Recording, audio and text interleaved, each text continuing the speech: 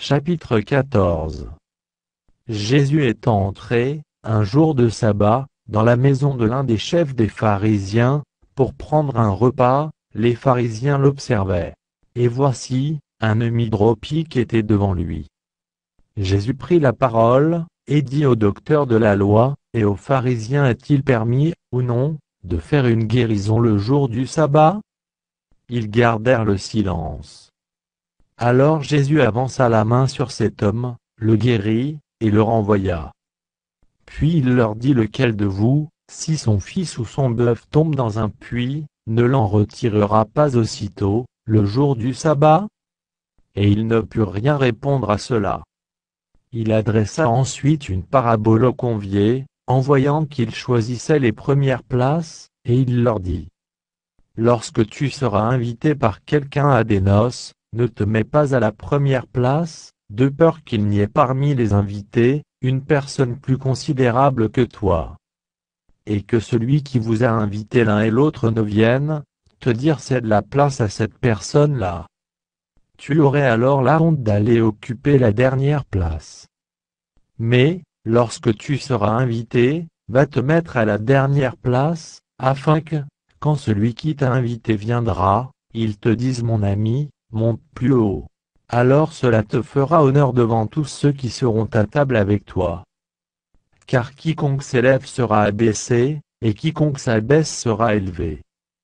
Il dit aussi à celui qui l'avait invité, lorsque tu donnes à dîner ou à souper, n'invite pas tes amis, ni tes frères, ni tes parents, ni des voisins riches, de peur qu'ils ne t'invitent à leur tour, et qu'on ne te rende la pareille. Mais, lorsque tu donnes un festin, invite des pauvres, des estropiés, des boiteux, des aveugles. Et tu seras heureux de ceux qu'ils ne peuvent pas te rendre la pareille, car elle te sera rendue à la résurrection des justes. Un de ceux qui étaient à table, après avoir entendu ces paroles, dit à Jésus: Heureux celui qui prendra son repas dans le royaume de Dieu. Et Jésus lui répondit: Un homme donna un grand souper, et il invita beaucoup de gens. À l'heure du souper, il envoya son serviteur dire aux conviés: Venez, car tout est déjà prêt. Mais tous unanimement se mirent à s'excuser. Le premier lui dit: J'ai acheté un champ, et je suis obligé d'aller le voir. Excuse-moi, je te prie. Un autre dit: J'ai acheté 5 paires de bœufs, et je vais les essayer, excuse-moi, je te prie. Un autre dit: Je viens de me marier, et c'est pourquoi je ne puis aller. Le serviteur, de retour, rapporta ces choses à son maître. Alors le maître de la maison irrité dit à son serviteur: Va promptement dans les places et dans les rues de la ville, et amène ici les pauvres, les estropiés, les aveugles et les boiteux.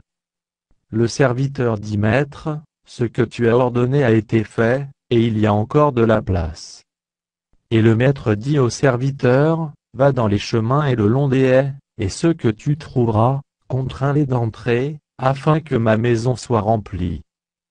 Car, je vous le dis, aucun de ces hommes qui avaient été invités ne goûtera de mon souper. De grandes foules faisaient route avec Jésus. Il se retourna, et leur dit: Si quelqu'un vient à moi, et s'il ne l'est pas son père, sa mère, sa femme, ses enfants, ses frères, et ses sœurs, et même à sa propre vie, il ne peut être mon disciple. Et quiconque ne porte pas sa croix, et ne me suit pas, ne peut être mon disciple. Car, lequel de vous, s'il veut bâtir une tour, ne s'assied d'abord pour calculer la dépense, et voir s'il a de quoi la terminer. De peur qu'après avoir posé les fondements, il ne puisse l'achever, et que tous ceux qui le verront ne se mettent à le railler. En disant cet homme a commencé à bâtir, et il n'a pu achever? Ou quel roi, s'il va faire la guerre à un autre roi, ne s'assied d'abord pour examiner s'il peut, avec 10 000 hommes, marcher à la rencontre de celui qui vient l'attaquer avec 20 000? S'il ne le peut, tandis que cet autre roi est encore loin, il lui envoie une ambassade pour demander la paix. Ainsi donc, quiconque d'entre vous ne renonce pas à tout ce qu'il possède ne peut être mon disciple. Le sel est une bonne chose, mais si le sel perd sa saveur, avec quoi l'assaisonnera-t-on? Il n'est bon ni pour la terre, ni pour le fumier, on le jette dehors. Que celui qui a des oreilles pour entendre entende.